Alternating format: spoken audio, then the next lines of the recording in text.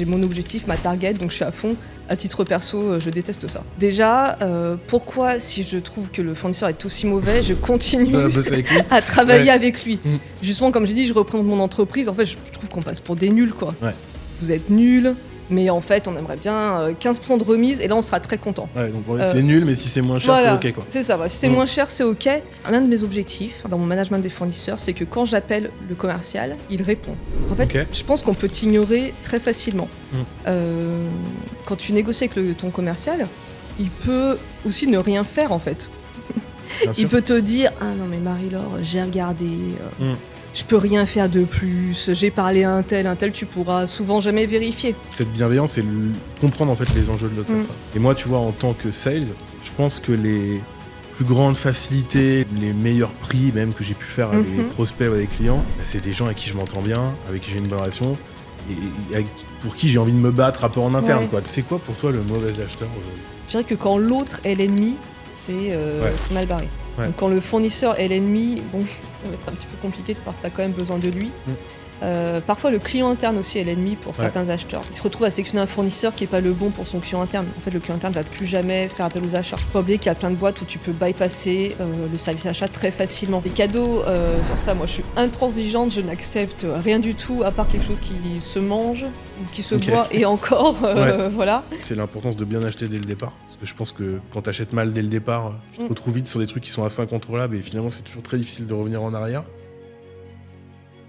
Bonjour à tous, bienvenue dans Aux Commandes, le podcast qui s'intéresse aux personnes qui sont autour des stratégies de dépenses en entreprise, des acheteurs, des directeurs financiers, des directeurs achats. Aujourd'hui, j'ai le plaisir de recevoir Marie-Laure Federoff. J'ai cru que j'allais réussir en première. Bienvenue à toi, Marie-Laure. Est-ce que tu peux commencer peut-être par te présenter ? Oui, bien sûr. Et nous expliquer un peu ton parcours. Ouais. Je suis directrice achat actuellement dans la tech. Ça fait presque une vingtaine d'années que je suis dans les achats. J'ai fait la moitié de mon expérience dans le luxe, chez Kering et chez LVMH. Et le reste dans la santé, dans le transport, un peu dans le e-commerce. Okay. Voilà. Comment t'en es arrivé là alors ? Parce qu'on rencontre pas mal de gens qui ont des parcours assez différents. Tout le monde vient d'un peu partout, généralement les achats. Quel a été ton chemin, toi, pour arriver dans ce effectivement. Donc, j'ai pas le parcours type non plus. Moi, je suis diplômée d'une licence de lettres et civilisation italienne. Ok, donc vraiment rien à voir. Un choix pris à 17 ans, pas forcément une grande maturité. J'ai fait les études qui me plaisaient, en fait. Voilà, j'adore l'italien, j'adore la culture italienne. Pendant la fac, j'étais dispensée d'assiduité. C'est-à-dire que je travaillais à plein temps. Et je passais les partiels, en fait, dès la deuxième année. Donc, j'ai essayé plusieurs jobs comme ça, un peu alimentaires, toujours en entreprise. Ça m'a donné envie de travailler, en fait, déjà dans un environnement, on va dire, entouré de plusieurs fonctions. J'avais plus du tout envie d'être interprète, comme j'imaginais au début. Je voulais travailler en entreprise. Et quand j'ai été diplômée, j'ai eu un premier CDD dans un service RH. Ça ne m'a pas plu, mais ça s'est très bien passé. Et ils m'ont recommandé au service achat, 2 étages au-dessus. Okay. Et là, c'est vrai que j'ai adoré parce que je trouve que c'est le bon mix entre le côté humain, relationnel, communication et aussi analytique, les chiffres, Excel. Voilà, donc ces 2 aspects, en fait, c'est ça qui fait que je suis restée dans les achats. Et donc, du coup, tu as couvert pas mal de différentes missions dans les achats, différents types d'achats ? Déjà, oui, en termes de catégories. Alors, j'ai principalement fait de l'indirect. Donc, indirect, c'est tout ce qui... ce n'est pas en fait le produit que l'entreprise fabrique ou revend. C'est tout le reste qui permet à l'entreprise de fonctionner. Mais donc, on n'est pas sur le produit qu'elle vend. Donc, j'ai fait surtout de l'indirect. Un peu de direct, mais c'était des produits finis. Par exemple, dans le e-commerce, tu vois, dans les ventes privées. Et aujourd'hui, j'ai les 2. J'ai l'indirect et le direct. Est-ce que tu as une préférence pour l'un ou pour l'autre ? Est-ce que c'est si différent que ça ? L'indirect, faut être bon sur tout, un peu bon sur tout. T'es l'expert des achats, mais surtout quand t'es multicatégorie, tu dois t'adapter à toutes les catégories. Le direct, c'est quand même plus un rôle d'expert. L'expert du make-up, même spécialisé rouge à lèvres ou lèvres plutôt que yeux. Donc c'est plus un job d'expert. Moi, je préfère être multicatégorie. Okay. J'ai fait une fois dans mon expérience un rôle de catégorie manager où j'étais sur une seule catégorie. le voyage d'affaires. Ouais. Et j'aime pas en fait ce rôle d'expert. Parce que quoi, c'est trop redondant? Ouais, en fait, moi j'aime bien quand on m'apporte un sujet qui est nouveau. J'aime bien le moment où je comprends pas en fait. Encore, on m'abreuve d'informations et je me dis, oh là là, est-ce que je vais y arriver? Je comprends pas tout. Le moment où il faut défricher, etc. Par contre, relancer le même appel d'offres tous les ans, avec la même dizaine de commerciaux, c'est moins mon truc. Ok. Et donc, qu'est-ce qui t'a amené à te rendre compte de ça? Comment ton parcours a évolué, en fait? T'es arrivé, du coup, sur du direct ou de l'indirect au départ? Je suis vraiment arrivée sur de l'indirect. Ok. En fait, j'ai adoré.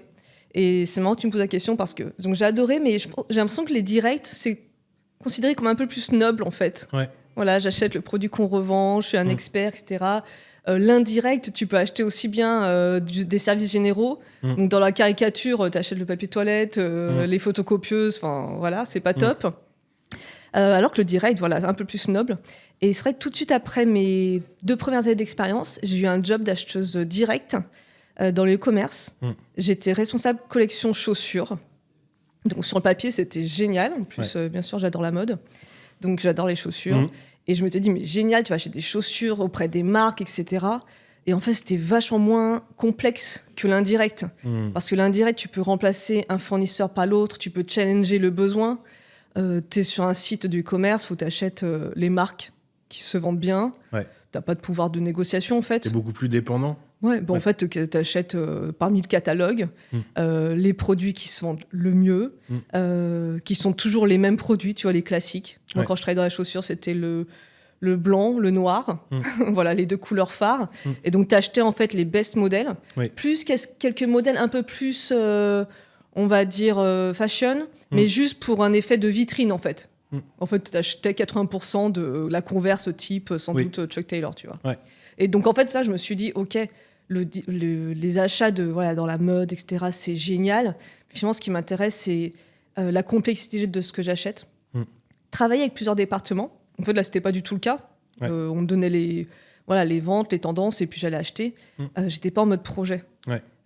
C'était vachement moins complexe que tout ce que j'avais fait avant. Ok. Et donc, du coup, cet aspect collaboratif, tu vas le plus le retrouver aujourd'hui, finalement, tout à fait. Dans l'indirect. Et puis, le marché est plus riche, comme j'ai dit. Tu peux... souvent, dans les achats indirects, tu as plusieurs fournisseurs qui peuvent répondre à ton besoin. Tu vas faire un cahier des charges, tu vas faire un appel d'offres, tu vas négocier. Après, j'achetais des produits finis. C'est très différent que si tu conçois ton besoin ou ton produit, où là, tu as beaucoup plus de marge de manœuvre, tu vas faire beaucoup plus de choses, en fait. Bien sûr. J'allais te poser la question, justement, mais en effet, je pense qu'on fait la différence. Ouais. Quel type d'acheteuse tu es, toi, Marie-Laure? C'est-à-dire que comment te décriraient, je sais pas, tes copains acheteurs ou peut-être tes fournisseurs, tu vois? Mes fournisseurs, je serais curieuse de le savoir, je sais pas.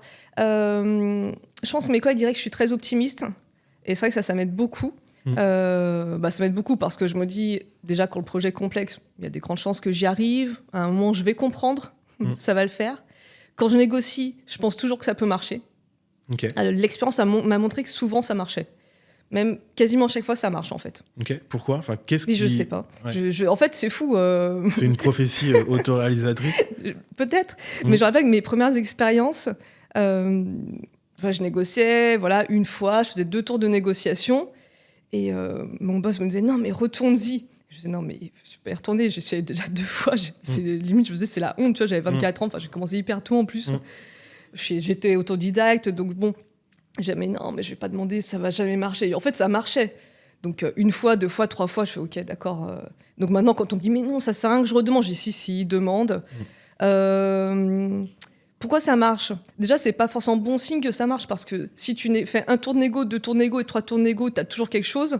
En fait, si tu t'étais arrêté au 2e tour, en fait, tu te faisais voler, quoi. Donc, moi, ce que j'aime bien, c'est plutôt quand je demande 2 fois, 3 fois, 4 fois, 5 fois et que les 3 dernières fois, en fait, je n'obtiens rien de plus.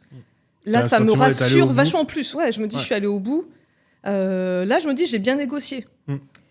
C'est un peu comme quand tu négocies ton salaire. Tu demandes un super, ce qui te semble un super salaire, et on te dit oui tout de suite. Et là, tu dis ah. Je suis d'accord, c'est une bonne Là, image. j'ai très mal négocié. Je pouvais avoir beaucoup plus. Et qu'est-ce qui fait, selon toi, une bonne négociation? Enfin, un acheteur qui négocie bien. Est-ce que toi, tu dis j'ai été autodidacte. C'est pas la première fois que j'entends ça. Souvent aussi, les acheteurs, on en parlait avec Milena au dernier épisode, disent qu'ils comparent ça beaucoup à finalement des négos de la vie de tous les jours. C'était un peu pareil pour toi, ou est-ce que tu as des gens qui t'ont aussi mentoré? Est-ce que c'est vraiment la pratique, l'expérience? Ouais. De la vie de tous les jours, je négocie pas du tout. En fait, quand je travaille, je me sens, on va dire, investie d'un pouvoir. Je représente mon entreprise, j'ai mon objectif, ma target, donc je suis à fond. À titre perso, je déteste ça. Donc je sais que ça peut être surprenant, mais donc aucune expérience personnelle de la négociation. Même, je suis plutôt assez timide de nature, assez introvertie. Tu vas avoir plus de mal à demander dans ta vie perso que... Je demande même pas dans ma vie perso. C'est quand même le con, ça. Mon mari, ça le rend fou. Ouais, c'est fou, quoi. Ça le rend fou. Mais non, je me sens pas, en fait... tu vois, autant investi, quoi. Donc, j'avais pas cette référence dans la vie, par rapport à la vie perso. Au début, je pense que je négociais assez mal parce que je négociais que basé sur des arguments factuels. Ce qu'il faut faire, mais je pense qu'il faut pas faire que ça. Donc, ça marchait quand même pas trop mal parce que je pense que inconsciemment, je tissais quand même avec la personne que j'avais en face de moi le relationnel nécessaire. Mais je le travaillais pas vraiment, donc c'était plus un coup de chance, ça se passait bien. Donc je préparais des arguments. Pourquoi est-ce que je devrais payer moins cher? Toutes les excellentes raisons. Par contre... Tu le fais tout seul, ça, ou tu le fais avec les équipes? Est-ce que les gens te remontent des billes pour t'alimenter, tu vois, pour t'aider dans ta négo? Alors oui, mais il faut les challenger parce que... Souvent, en fait, je remarque si je demande à mes collègues, donc aux clients internes pour lesquels je travaille, des arguments de négo, souvent, il va me remonter en fait, des critiques envers le fournisseur. Et il va me dire, non, mais le fournisseur, il n'est pas bon sur ça, il est très mauvais sur ci. Avec ça, t'inquiète, tu vas pouvoir obtenir un super prix, quoi. Ça, je pense que c'est quelque chose qui ne marche pas trop. Pourquoi?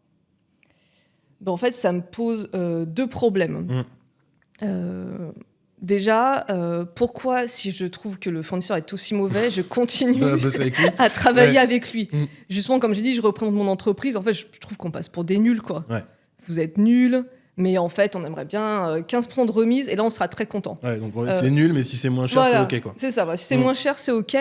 Bah non, c'est pas OK. Donc, c'est intéressant, des fois, de négocier un geste commercial. On n'est pas contre. On n'est pas contre. Mais il faut que ça ait vachement de sens, quoi. Enfin, tu peux pas juste dire, allez, je repars 2 ans avec vous, mais comme vous étiez nul, je paierai moins cher. Donc déjà, là, ça me pose un problème. Et le deuxième problème, c'est que je pense que tu gagnes pas grand-chose à faire sentir la personne en face de toi nulle, quoi. Tu vois, l'assaillir de critiques, ça va pas le mettre dans une disposition, je pense, où il a envie de t'aider. Ça, c'est marrant parce que tu vois, d'un point de vue vendeur, c'est souvent une image qu'ont les commerciaux, les clichés des achats. Moi, tu veux pas savoir le nombre de boîtes, tu vois, parfois que je peux coacher ou conseiller dans les entrepreneurs que je connais qui sont un peu plus jeunes, qui m'appellent en me disant Max, on a rendez-vous pour un next step, il y a un acheteur qui vient, qu'est-ce qui va se passer? Enfin, qui sont en flip en se disant on va se faire démonter. Tout de suite, ce côté, je trouve que c'est encore assez présent. Oui, c'est vrai. Et alors que, en fait, non. Oui. Totalement. Et les clients internes, souvent, attendent ça des acheteurs. T'appelles comme le pitbull un peu qu'on va lâcher. Oui, puis ils te sentent à chaque fois bad cop, good cop. Voilà.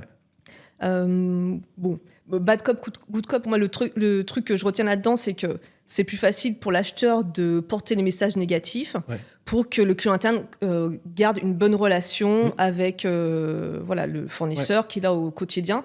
Donc ça, je trouve ça super utile. Peut-être certaines personnes sont moins à l'aise aussi pour les Tout à fait. Et puis on est là pour ça. Tu peux un peu faciliter. Moi, je le fais. Il n'y a aucun problème à ce que je le fasse. Puis je le fais en 12 ans, donc finalement, je préfère le faire moi-même, en fait, à ma manière. Mais il faut faire attention à ce que va ressentir la personne en face de toi. Pas juste pour être empathique, mais parce qu'ensuite, ça pose la question de ce qu'il va te donner en retour. Et justement, j'avais fait le parallèle avec un collègue qui m'avait dit je te donne des billes, tu vas pouvoir les défoncer et tout. J'ai dit, mais imagine, tu négocies ton salaire, on va y revenir, je trouve que c'est le meilleur parallèle. Et en dernier tour, le DRH te dit, ok, tu veux 100 000, mais en fait, je vais te donner 80 000 parce que ton anglais, il est pas top. Les autres concurrents, les autres candidats, ils ont fait de meilleures écoles. Donc ça sera pas 100, ça sera 80. Enfin, franchement, t'acceptes même pas l'offre, t'es hyper vexé, t'as qu'une envie, c'est partir. Là, c'est pareil. Fais attention au pouvoir en fait du commercial. Moi, je me suis toujours dit, très rapidement. Ce que je veux en fait, l'un de mes objectifs dans mon management des fournisseurs, c'est que quand j'appelle le commercial, il répond. Parce qu'en fait, je pense qu'on peut t'ignorer très facilement. Quand tu négocies avec ton commercial, il peut aussi ne rien faire en fait. Il peut te dire « Ah non mais Marie-Laure, j'ai regardé, je peux rien faire de plus, j'ai parlé à un tel, tu pourras souvent jamais vérifier. » Faut quand même qu'il ait envie de faire quelque chose. Donc, tu vois, il se sent nul. Qu'est-ce qui l'empêche de te dire en fait, je peux rien améliorer, j'ai vraiment fait tout ce que... Tu vois. Oui, il y a sa prime, son variable. Je sais pas à toi de me dire dans quelle mesure ça le... Mais tu vois, peut-être qu'il a déjà atteint sa prime, je dis peut-être c'est bon quoi. Je lui donne rien du tout. C'est important justement de comprendre. Moi, je pense que c'est vraiment ce qui m'a marqué, tu vois, dans les bons acheteurs avec qui j'ai échangé. C'est en effet le côté humble et bienveillant. Franchement, je vois tous ceux qui roulent des mécaniques en disant ouais, on est les meilleurs et tout. Je pense que c'est loin d'être le cas, mais comme souvent dans la vie. Et après, cette bienveillance, c'est comprendre en fait les enjeux de l'autre personne. Et moi, tu vois, en tant que sales, je pense que les plus grandes facilités, les meilleurs prix même que j'ai pu faire à des prospects ou à des clients, c'est des gens avec qui je m'entends bien, avec qui j'ai une bonne relation et pour qui j'ai envie de me battre un peu en interne, quoi, de prendre le sujet au-delà, comme tu dis, de l'atteinte des targets, au-delà de tout ça. Et ça, je pense que c'est super important de prendre conscience, c'est-à-dire finalement, j'ai quand même un être humain en face de moi, qu'est-ce qui va lui l'incentiver. C'est ça, En fait, exactement, moi je me dis toujours, faut que je convainc l'entreprise qui est en face de moi. Donc, c'est-à-dire il faut des arguments factuels, raisonnables de pourquoi je devrais avoir un meilleur prix. Et il faut que je donne envie à la personne en face de moi de m'aider. En fait, il faut que je joue sur les deux tableaux. Parce que si je lui donne des super arguments, par exemple, j'ai consommé 30% de plus, un super argument pour un meilleur prix, mais que je lui donne pas envie, il va peut-être jamais remonter, jamais utiliser les super arguments que je lui ai fournis. À l'inverse, si je lui donne super envie, il y a souvent des commerciaux qui ont besoin de faire valider les discounts qu'ils te donnent. Tu ne parles pas toujours aussi haut de la boîte. Donc, s'il a que envie, mais tu vois, il ne peut pas forcément aller voir son boss et dire non, mais vraiment, elle est super sympa. Il faut qu'il puisse réciter les super arguments que je lui ai donnés. Prescripteur plus. Voilà, c'est ça. Quoi. Donc, il faut qu'il ait envie, qu'il ait les bons arguments. Et sur ça, moi, j'ai un super truc. Je ne sais pas si tu vas être d'accord. Pour vraiment m'assurer que la personne va répéter ce que j'ai dit. Attention, j'énumère. Je sais pas si tu vois, je me suis inspirée des cours du lycée, la fac. Je rappelle que quand les profs disaient il y a 3 choses, tout le monde prenait son stylo, 1, 2, 3. Non ? Ça te parle ? mais tu grave, notes en fait. Quoi, quand on te dit il y a 3 choses, là tu lui demandes de te le répéter après. Non, je lui demande même pas, mais en fait je vois qu'il prend son stylo. C'est ça. En fait, c'est fou, ça marche à tous les coups. Bien sûr. Tu parles, il t'écoute, machin. Il y a 3 choses. Et là, note numéro 1, numéro 2, numéro 3. Bien sûr. Là, à ce moment, tu lui facilites un peu aussi le taf en finalement lui livrant le truc. Exactement. Comme tu dis, il n'y a plus qu'à aller dans le bureau. En effet, le potentiel décisionnaire et dire le problème, c'est 1, 2, 3. Peut-être pas faire grand-chose pour 1, mais peut-être que 2 et 3, etc. Ça commence par là. Et je pense que c'est ça aussi, lui faciliter la vie et se mettre à ça. Et en même temps, être sûr que il a bien compris et que toi, tes attentes de ton côté, elles sont assez resserrées, quoi. Et par rapport justement à ta relation fournisseur, qu'est-ce qui fait un bon fournisseur, justement, d'utiliser quelqu'un qui répond au téléphone, mais c'est quoi aujourd'hui ce à quoi tu es sensible?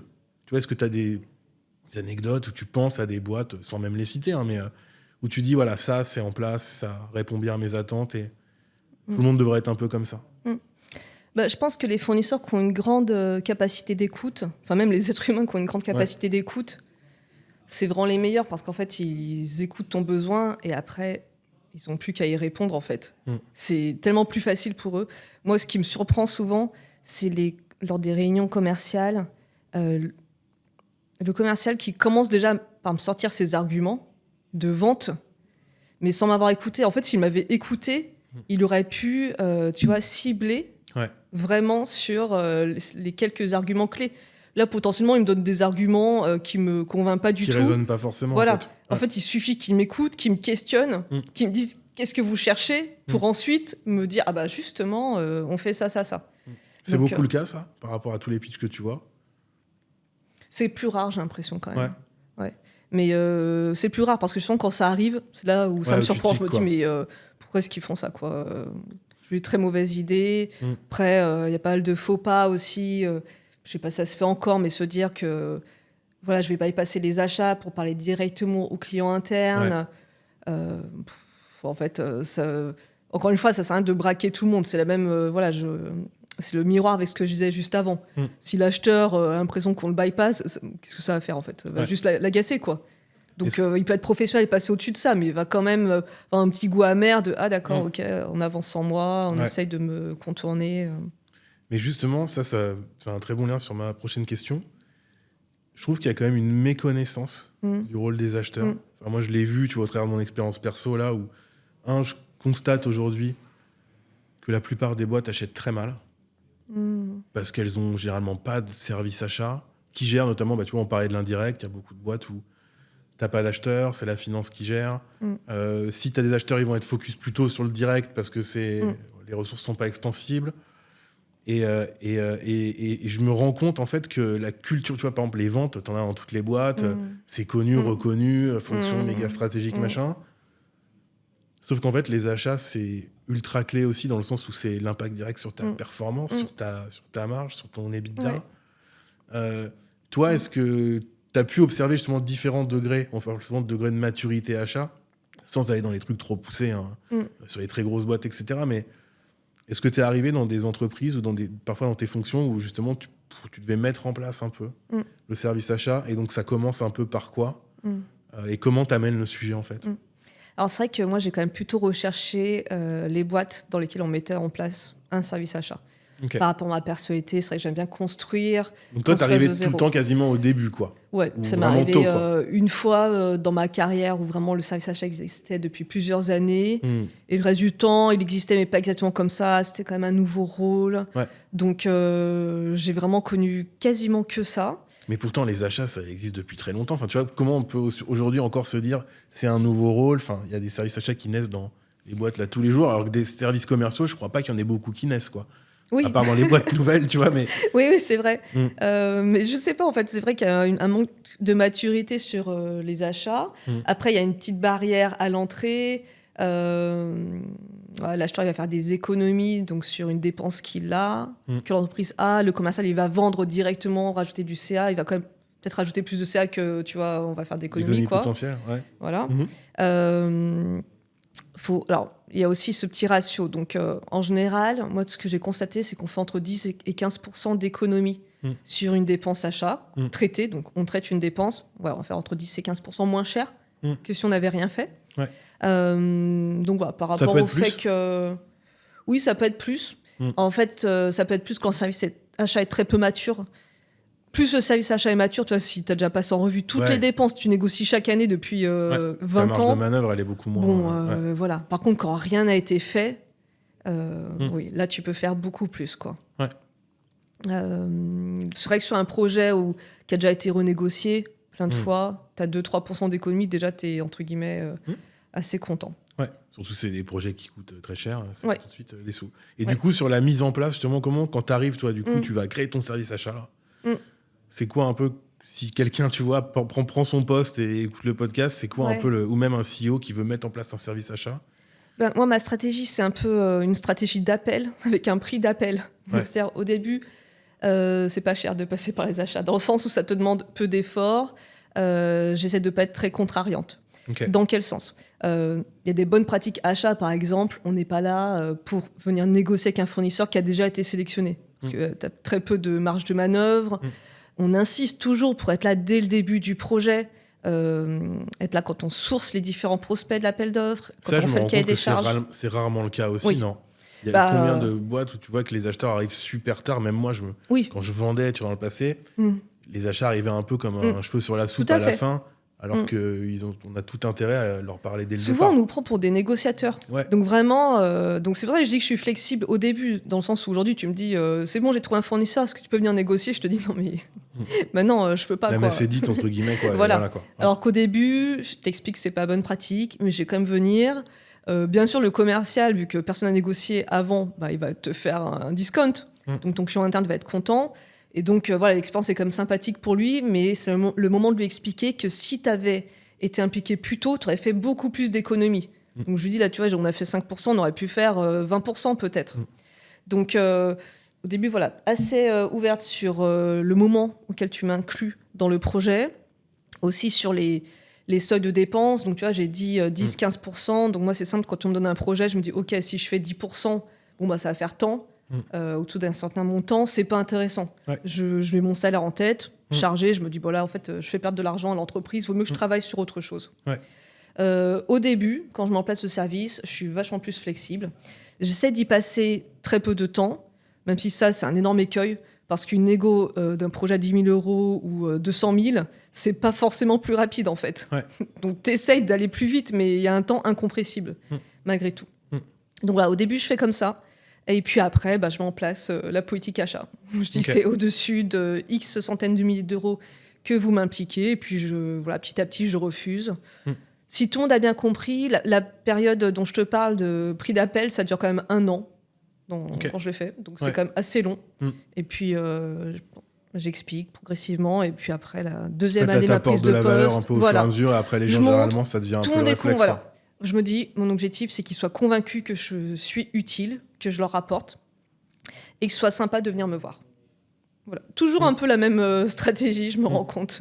Voilà, faut qu'ils voient l'utilité, il faut que ce soit une expérience sympa. Ok. Et ça requiert quoi comme qualité, ça, humaine, tu vois, pour arriver? Parce qu'en fait, tu échanges avec plein de départements. Tu es, entre guillemets, experte dans rien. J'imagine quand tu t'achètes, je sais pas, des produits tech ou des produits de...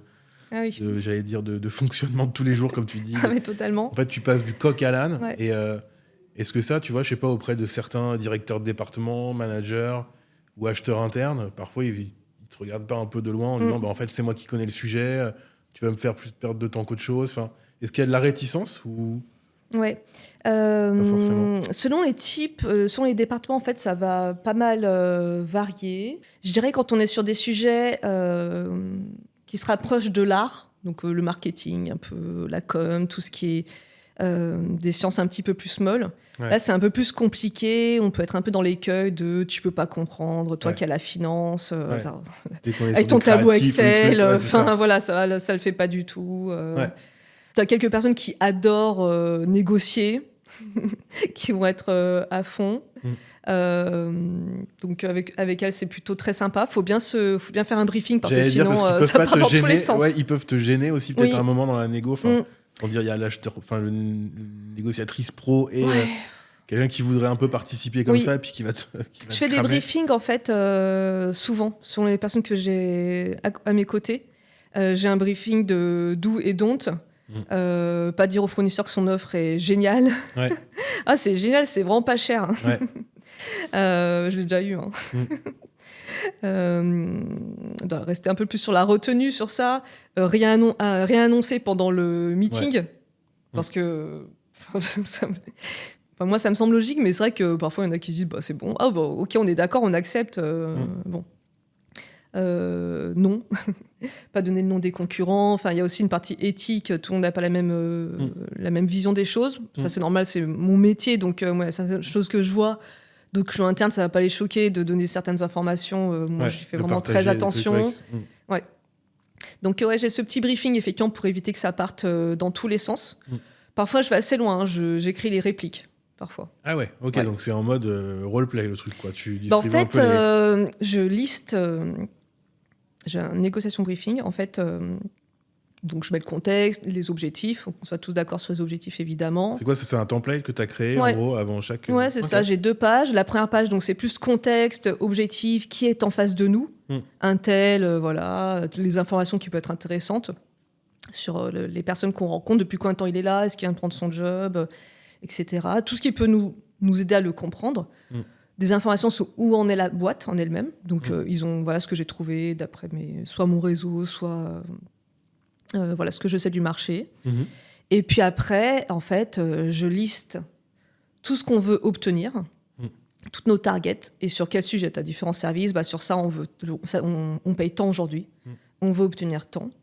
Nos arguments, c'est ça. Après, je fais une colonne contre-arguments où j'imagine ce que le fournisseur pourrait répondre. Et nos contre-arguments. Ça, c'est sur les grosses négos. Je fais pas ça tous les jours. C'est ça la fameuse préparation dont je parlais. Ouais. Et ça, moi, c'est quelque chose que tu vois, j'ai plus découvert en fait au fil de l'eau. C'est la dimension justement préparation autour d'une négo. T'as vraiment tout ce que t'as résumé là dans le template, tu vois, c'est s'y prendre entre guillemets au bon moment. Donc ça veut dire en avance. Tu vois, moi, quand je vois le nombre de boîtes aussi qui négocient beaucoup trop tard, tu vois, avant des grosses échéances, bien mapper justement les enjeux. Qu'est-ce qu'on se fixe comme target, tu l'as dit, c'est avec quoi on va être content, qu'est-ce qu'on a besoin de cibler aussi, parce qu'on a besoin d'atteindre ça par exemple. Et après, le côté un peu stratégique que tu évoques, mais qui est vraiment sur de l'anticipation pour moi. C'est en gros un peu qu'est-ce qu'on est aussi prêt à lâcher, quels vont être les contre-arguments. Et je trouve que c'est quelque chose, en fait, ça paraît très simple, tu vois, comme tu l'expliques comme ça, mais c'est pareil. Je pense que c'est important d'en parler parce que c'est pas beaucoup appliqué en vrai. Ouais, tout à fait. Et ça, moi, je l'ai vraiment plus appris, honnêtement, avec des acheteurs qu'avec des vendeurs.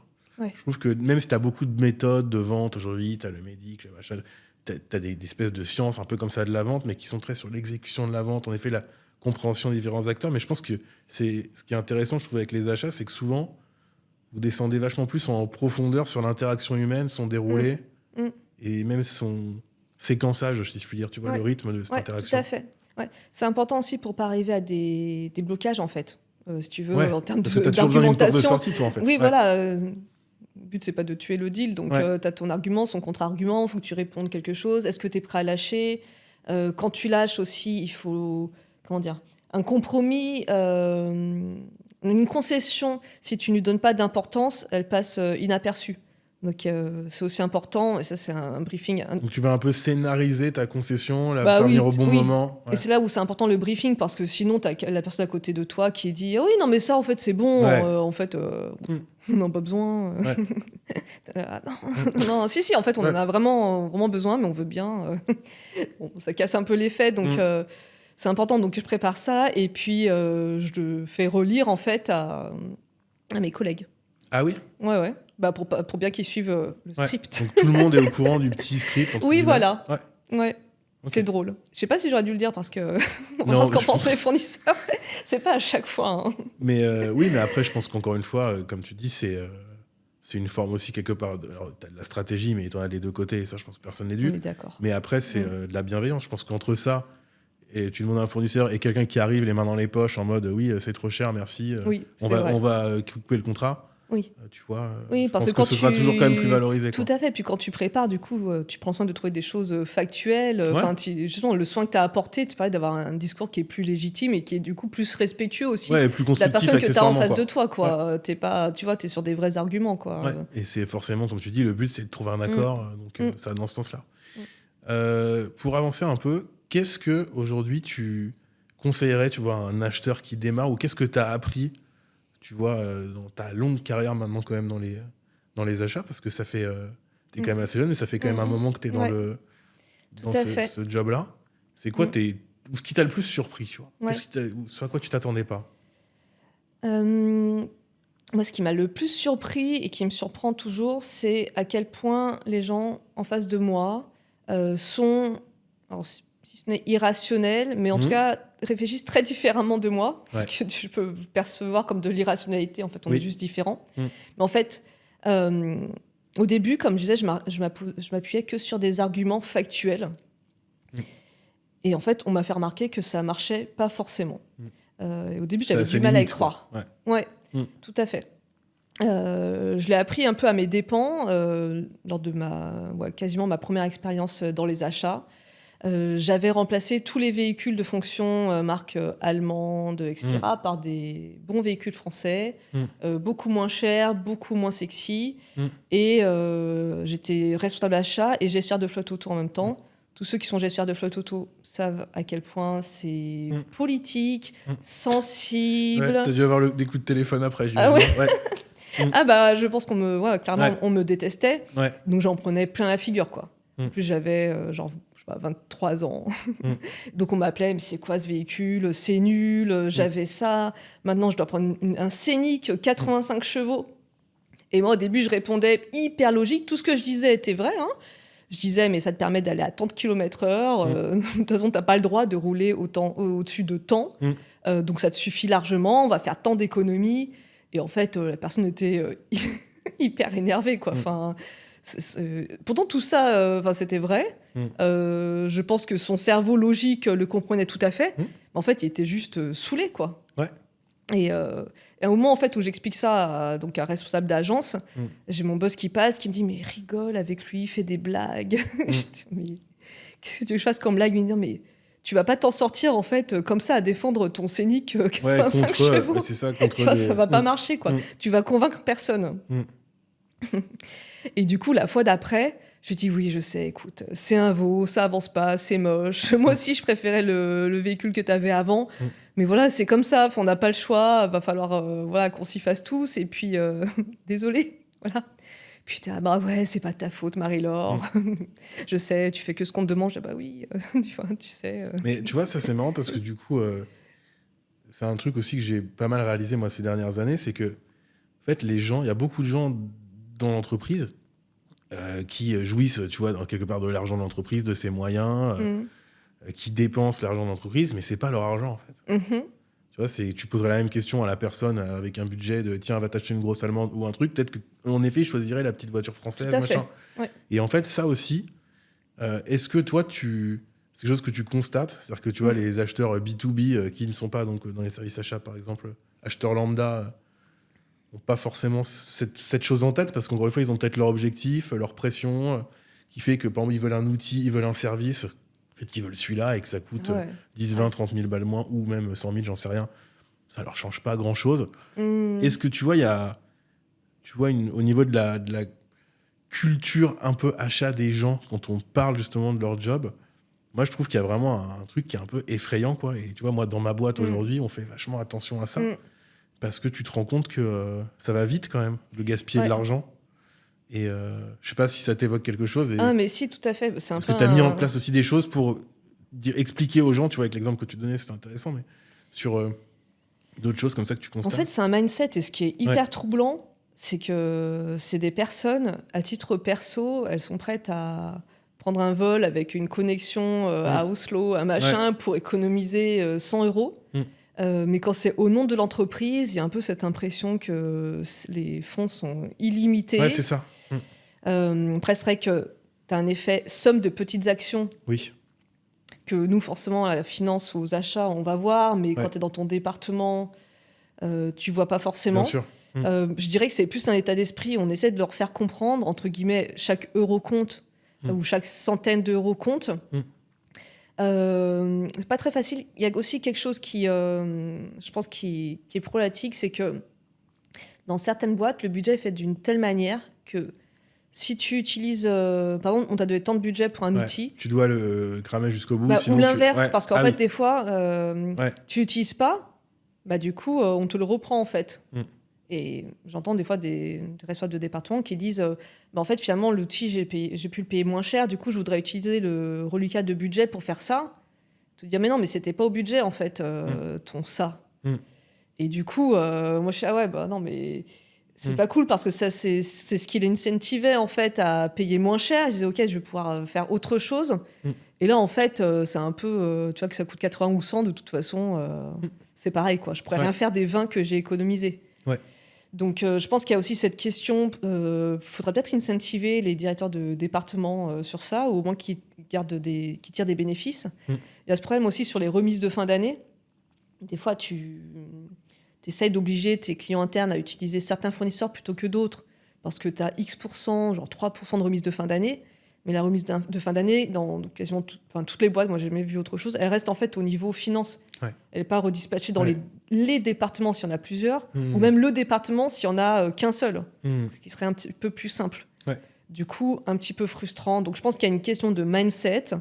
Personne, entre guillemets, ça rentre pas, elles sont dans une entreprise, voilà. Et de perception peut-être aussi des gains. Voilà. Je pense qu'il y a les deux. Ok. C'est quoi pour toi le mauvais acheteur aujourd'hui ? Tu vois, est-ce que tu vois encore des pratiques où tu as eu des gens dans tes équipes où tu as dû corriger des choses, tu vois, qui avaient été mal formées C'est quoi les pires trucs à faire, tu vois ? Je dirais que quand l'autre est l'ennemi, c'est très mal barré. Donc, quand le fournisseur est l'ennemi, bon, ça va être un petit peu compliqué parce que tu as quand même besoin de lui. Parfois, le client interne aussi est l'ennemi pour certains acheteurs. C'est ça. Là, tu pars dans une sorte de défiance, mais là, c'est l'enfer. dans la défiance vis-à-vis de ton client interne, dans la défiance vis-à-vis du fournisseur. Du coup, c'est comme tu disais tout à l'heure, la prophétie autoréalisatrice. En fait, tu as l'attitude qui va pas, ton client interne te fait pas confiance, tu n'obtiens rien du fournisseur, et effectivement, du coup, tout le monde est nul, et voilà. Donc, je pense que ce manque de collaboration, en fait, ce manque d'empathie, ça peut carrément freiner. Je pense que toujours l'écoute active, beaucoup plus intéressante. Donc, il faut bien écouter. Je pense qu'il y a deux moments dans lesquels il faut bien écouter. Il faut bien écouter ton client interne quand il définit son besoin. En fait, le pire pour un acheteur où il va être en situation d'échec, c'est quand il se retrouve à sélectionner un fournisseur qui n'est pas le bon pour son client interne. En fait, le client interne ne va plus jamais faire appel aux achats. Il ne faut pas oublier qu'il y a plein de boîtes où tu peux bypasser le service achat très facilement. Tu dis, non, mais en fait, c'est pour dans 2 semaines. Je sais pas, j'ai personne dans mon équipe qui peut t'aider à faire le cahier des charges, il faut qu'on prenne tel fournisseur, il n'y en a pas d'autres, etc. Enfin, tu peux facilement bypasser. Donc, il faut que le client interne ait envie de revenir travailler avec toi. Et si tu lui prends un fournisseur qui ne convient pas, ça va être très compliqué. Tu peux te retrouver dans cette situation si tu as mal écouté son besoin, que tu n'as pas lu entre les lignes, que tu ne l'as pas challengé, que tu ne l'as pas amené à reformuler. Donc, à ce moment-là, ça va être hyper important. Et ensuite, dans la négociation, c'est sûr que, encore une fois, écouter pour avoir ensuite les bons arguments, pour comprendre ce que veut la personne qui est en face de toi. Voilà, savoir ce que la personne veut, c'est le meilleur moyen de pouvoir y répondre. Ok. Et est-ce que maintenant, si on part ce côté vendeur, c'est toujours des anecdotes que j'aime beaucoup de la part des acheteurs, une fois que tu as créé ce lien finalement avec le vendeur, finalement que tu as fait le job, est-ce que, tu vois, tu as des vendeurs qui peuvent te mettre en porte-à-faux, tu vois, qui peuvent être maladroits. Est-ce que parce que tu dois composer encore une fois tout le temps avec de l'humain, est-ce que tu as des exemples d'anecdotes où tu es là genre oui, mais en fait parce que tu es obligé de garder une certaine neutralité quoi quand même toi dans ton job. Tu peux pas, même si tu soignes ton relationnel, faut pas que tu fasses entre guillemets copain tu vois, si tu as des cadeaux, des trucs, je sais pas là-dessus comment. Non mais les cadeaux sur ça, moi je suis intransigeante, je n'accepte rien du tout à part quelque chose qui se mange ou qui se boit et encore voilà. Et après, c'est un petit peu compliqué parce que quand ça se passe bien avec une entreprise, du coup, tu vois le commercial assez souvent, etc. Mais attention à la familiarité, quoi. Parce qu'il ne faudrait pas que les clients internes ou que ton boss ait l'impression que tu es pote avec cette personne. Donc moi, déjà, quand on est en appel d'offres, je ne vais déjeuner avec aucun fournisseur, c'est pas possible. De même, toutes les invitations, je les refuse. L'autre jour, j'ai une collègue qui était morte de rire parce qu'il y a une boîte qui me propose une loge pour je sais plus quel concert. Je dis, mais non, mais pas du tout. Je n'ai pas le droit d'accepter les cadeaux et jamais je viendrai avec vous voir ce concert, quoi. Et ma collègue était morte de rire. Mais je dis, mais tu me vois comme ça, un concert. Je crois que c'était Lady Gaga. Je te dis, ça va pas, non c'est vrai que c'est un peu dur, mais je vois, tu vois, l'image comme ça derrière. T'imagines la scène. En fait, il faut s'imaginer prise en photo dans cette situation et imagine que que tes collègues te voient, non, comment tu te sens, pas bien, donc très mauvaise idée. Donc je refuse tout ça, mais même sur la familiarité, des fois c'est hyper malaisant, t'as quelqu'un qui arrive, qui te tape sur le bras, hyper... devant tout le monde, tu veux dire. Plus, c'est jamais les personnes que tu connais le mieux, et puis ça peut donner l'impression que t'es hyper pote avec cette personne, est-ce que tu vas être objective, du coup tu vas être obligée d'être encore plus méchante avec cette personne pour contrebalancer et montrer à tout le monde on n'est pas du tout amis. Donc en fait, moi, quand on fait ça, je suis encore plus froide. Et t'appuies encore plus sur le côté pour contrebalancer. D'ailleurs, voilà l'explication sur laquelle se pose la question. Mais en fait, c'est ça. Si on est trop familier, je vais prendre totalement le contre-pied, parce que sinon ça me met hyper mal à l'aise. Et justement, par rapport à la gestion des émotions, c'est quelque chose dont on parle beaucoup, tu vois, dans la négo. Il y a beaucoup de contenu qui se fait là-dessus, etc. Est-ce que toi, tu joues un rôle différent ou tu incarnes un personnage différent?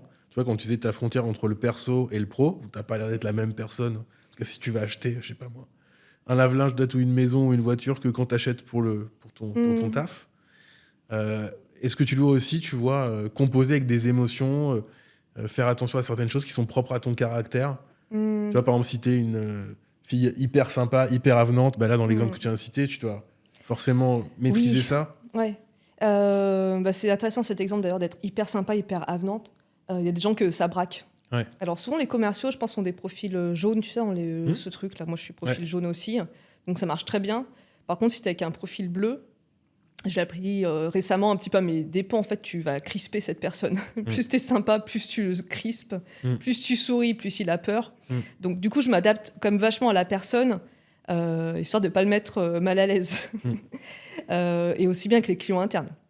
Quand tu discutes avec eux, être trop avenante, en fait, ça peut leur faire très peur. Donc, déjà, je vais un petit peu doser ma personnalité. Si c'est quelqu'un qui est en face de moi, qui aime parler, qui aime briller, je vais essayer de lui laisser la place pour le faire. Donc, voilà, ce côté où je vais m'adapter. Après, sur les émotions, moi, j'aime bien les exprimer. Je trouve que c'est bien, en fait. C'est un autre argument. En fait, expliquer à la personne en face de moi pourquoi vraiment je ne peux pas accepter cette offre, je trouve que c'est convaincant, surtout quand j'arrive à bout d'arguments factuels. Et il m'arrive assez souvent de pas jouer, être sincère, en fait, même si ce n'est pas forcément attendu. Donc ça peut faire rire beaucoup mes collègues. Mais en fait, parfois, c'est pas que je vais jouer sur les émotions, c'est que je vais juste dire la vérité. J'étais en négo avec un fournisseur. Le projet était censé durer assez longtemps quand même. Mais on me demande un update pour dans 3 jours, quoi. Et au moment, en fait, où on est, j'ai je sais pas, 0,1% d'économie. Et en fait, là, j'ai dit à personne, je vais pas faire des slides, je marque 0,1% en update. C'est juste pas possible. Tu vois, je vais juste passer pour une nulle. Puis toi aussi, tu vas passer pour un nul, parce qu'en fait, notre partenariat, mais il ressemble à rien à la fin. J'ai dit, moi, je fais pas ces slides-là. Et du coup, la personne, elle m'a aidée. Je pense que ça parle à tout le monde. Ce moment, tu es en meeting et tu dois présenter tes slides à quelqu'un d'important. Et tu as un contenu nul à présenter, tu vois. Ça le fait pas. Et voilà, la personne m'a aidée. Et effectivement, c'est quelque chose qu'elle m'aurait peut-être donné plus tard. Mais je l'ai eu au moment de ma réunion. J'ai annoncé un truc beaucoup plus sympa. Et voilà. Donc, j'hésite pas, en fait, à utiliser, en fait, cette partie plus personnelle. Ou dire, moi, je reviens pas vers mon boss avec cette offre parce que j'ai honte. Voilà. Et est-ce que parfois... Moi, j'assume pas de la montrer, donc je la montrerai pas. Donc, il faut que tu m'aides. Voilà. Est-ce que parfois tu t'énerves? Parce qu'il y a quand même tout un jeu, tu vois, autour de la négo. Comme tu dis, le fait d'être faire 2-3 rounds, machin, peut-être que des fois tu fais 7 rounds. D'ailleurs, est-ce que tu fais un nombre de rounds maximum dans tes échanges? Ou à un moment, pareil, tu mets un stop? Tu vois, à quel moment tu commences à te dire, bon là... Stop, en fait, j'ai ma target. Et tant que j'ai pas atteint la target, potentiellement, je continue. Non, parce qu'à un moment, ça dépend. Voilà, les 3 fois où on te dit non de suite, bon, je trouve que c'est comme un signe que... voilà. Mais si j'ai... en fait, je sais pas que je fais un certain... en fait, c'est au bout de 3 fois de non. Voilà, je peux arrêter. Mais je peux avoir essayé 10 fois. Si à chaque fois, j'ai un petit truc en plus, je continue. Puis quand je vois que c'est archi mort... voilà. Mais donc, j'ai ma target. La target, faut qu'elle soit toujours ambitieuse. Et puis, j'ai un point d'ancrage aussi, je pense, comme beaucoup d'acheteurs, où ce que je demande aux fournisseurs est au-dessus de ma target. Parce qu'ensuite, on s'en éloigne. C'est comme le bateau qui dévie, tu vois, c'est l'encre. Tu dis, je sais pas, 35%, tu vas dévier de ces 35%, tu vas peut-être arriver à ta vraie target. Mais je sais qu'ils font pareil avec leur devis. Donc, c'est de bonne guerre. Voilà. Est-ce que les gens pricent bien, en général? Enfin, tu vois, est-ce que tu as souvent des gaps de perception entre ce que tu veux acheter, le besoin métier que tu as et les prix que tu as en face de toi, en fait? Les boîtes matures, oui. C'est bien pricé, on sent que c'est rodé. Quand tu travailles avec des startups, là, c'est un peu tout et n'importe quoi. Ce que je comprends, en fait, le n'importe quoi a un sens quand la startup veut montrer qu'elle a du revenu et des clients qui sont abonnés. Là, ils sont prêts à te donner n'importe quel prix. Mais je comprends, parce qu'en échange, en fait, ils veulent juste dire on a X clients qui utilisent nos produits. Donc, c'est plutôt une opportunité pour les acheteurs. Donc, ça peut être les premières années de lancement d'une boîte. Et puis après, tu as quand même quelques temps où le pricing n'est pas du tout... typiquement, c'est vrai que quand c'est du SaaS, qu'on te sort des augmentations, cette année, c'est 20% de plus. Je leur dis, mais en fait, c'est quoi vos matières premières? Vous avez des le produit il est conçu a priori. Donc, bon, voilà, est-ce que vous pouvez avoir un peu de code encore? Vous avez des serveurs. En fait, qu'est-ce qui a augmenté de 30%? Vous avez augmenté les salaires de 30%. Vos serveurs ont augmenté de 30%. Moi aussi, je paye des serveurs, donc je connais les prix. Donc, ce truc d'augmentation, c'est très souvent très mal ficelé, quoi. Ouais.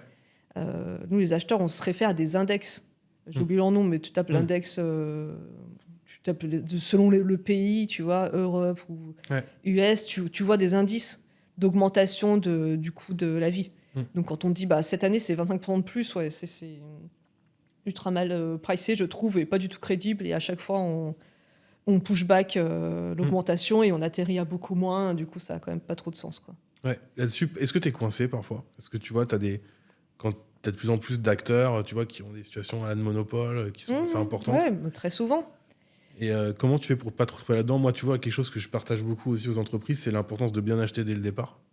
Parce que je pense que quand tu achètes mal dès le départ, tu te retrouves vite sur des trucs qui sont assez incontrôlables et finalement, c'est toujours très difficile de revenir en arrière. Est-ce que toi, quand même, tu arrives parfois à récupérer des situations, des choses qui passent pas dans tes mains avant, puis que tu récupères, sur lesquelles tu as de l'impact, tu vois? Ouais, tout à fait. C'est vrai que... Alors, sur le départ, il y a plusieurs choses. Il y a le prix que tu acceptes au début et justement l'augmentation maximum que tu peux mettre dans le contrat. Ça, c'est une bonne pratique aussi de dire chaque année, ça va, voilà, on veut pas que ça augmente de plus de temps. Après, finalement, quand ça a été très mal pricé, je trouve que c'est plus simple d'améliorer le truc, tu vois. Enfin, moi, ça m'est arrivé pas mal de fois. Tu payes beaucoup trop cher depuis 2 ans, puis voilà, tu te dis, mais ça fait 2 ans qu'on paye tant, enfin, c'est n'importe quoi, là, il va falloir nous remettre un prix normal. Après, sur tout ce qui est monopole, bien sûr, on essaie de l'éviter. Je dirais que dès qu'on arrive à une situation de blocage où le fournisseur il change plus rien dans ses prix malgré nos demandes, on est convaincu de payer beaucoup trop cher, le fournisseur profite de sa position de monopole. Là, je pense que chaque acheteur bien câblé, il est en train de chercher l'alternative.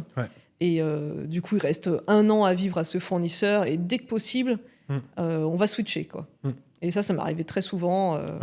Fournisseurs qui, aujourd'hui, mais dès que vous êtes plus compétitif, parce que c'est, entre guillemets, c'est tout ce qu'il en reste. Ils sont les meilleurs, encore un petit peu moins chers que le reste, mais ils veulent plus rien changer. Là, je leur dis, dès que vous serez plus compétitif... Et ça, tu le fais, du coup, quand ça arrive, tu switches? Ouais. Ça, c'est quelque chose, tu vois... Ça, c'est une grosse satisfaction quand tu le fais, du coup. Et ça, c'est marrant parce que souvent, moi, quand j'en parle avec des gens, où tu vois, je sens les gens qui ont la peur de... On peut pas bouger, on peut truc, mais en fait, si, tu peux, quoi. Comme tu dis, c'est juste que ça s'anticipe, ça se prépare. Ouais, ça se prépare, il y a un coût du changement, donc il faut quand même... changement, mais finalement, entre et puis, il faut pas tomber dans le truc de, entre guillemets, de mal prendre le fait que le fournisseur... Il faut que ça reste cohérent pour l'entreprise, rationnel. Si tu es vraiment convaincu que ton entreprise a tout à y gagner à changer de fournisseur, ça se prépare. C'est un ensemble de paramètres. Ça se prépare, et effectivement, c'est pas que pour punir le fournisseur. Ok. Est-ce que tu as l'exemple d'une négociation, tu vois, là on parle aussi de quitter un fournisseur, qui s'est mal passé, où tu t'es fait surprendre, peut-être au début, tu vois, dans tes premières expériences J'ai une négociation qui a généré un mail de plainte d'un des prospects à mon N+3, ce qui, dans la boîte où j'étais, était assez grave, c'était assez politique. En fait, c'était encore sur un outil. On avait une brique de l'outil et on était en appel d'offres pour la 2e brique de l'outil. C'était ultra évident qu'il fallait prendre le même fournisseur de la brique A pour la brique B. Par rapport à en fait, tout ce qu'il avait construit, c'était vachement plus simple plutôt qu'aller chercher un autre fournisseur. Tu vas avoir en gros 2 outils pour un truc qui pouvait être complémentaire. Sauf qu'en fait, il était plus cher et bien sûr, je voulais pas payer le prix. Donc, il fallait que je construise tout un argumentaire pour, renier l'évidence que fallait que je le prenne lui, en fait, tu vois. Donc, petit à petit, je commence je fais ma liste de critères, de sélection, et en fait, du coup, je mets pas du tout en évidence, tu vois, faire levier sur la base de données qui est déjà existante. Non, je mets vachement d'autres choses, etc., qui est fait pas forcément, pour dire, mais oui, c'est vrai que, tu vois, je minimise. Oui, c'est vrai que c'est pratique. Mais bon, à part ça, quand même, vous faites pas ça et tout. Et je continue, et puis je fais exprès de continuer à parler aux autres fournisseurs. Et je me retrouve même dans un événement où je discute avec le concurrent. On va s'asseoir pour la conférence, du coup, je me retrouve assise à côté du concurrent. Et puis je me dis, tiens, au moins, ça continue. Ça a alimenté l'histoire, ça l'a très bien alimenté.